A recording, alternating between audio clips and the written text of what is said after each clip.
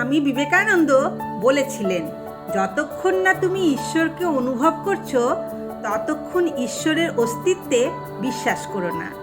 অর্থাৎ ঈশ্বর বলে কোনো কিছুর অস্তিত্ব যদি থাকে তবে আমাকে তাকে অনুভব করতে হবে।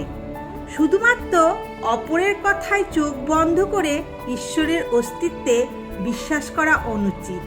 বিজ্ঞান যেমন প্রমাণ সাপেক্ষ, আধ্যাত্মিকতাও তেমনই প্রমাণ সাপেক্ষ।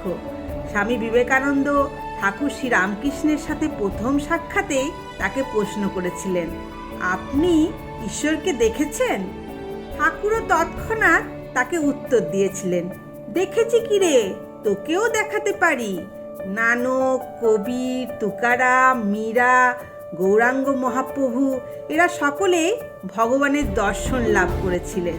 কিন্তু প্রশ্ন হলো, আমি তো ঈশ্বরকে দেখিনি, তাহলে আমি কিভাবে ঈশ্বরের অস্তিত্বে বিশ্বাস করব?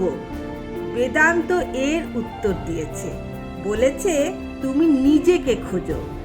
আমি কে এর উত্তর যেদিন তুমি পাবে তুমিই বুঝবে তত্ত্বমসি, তুমিই সে।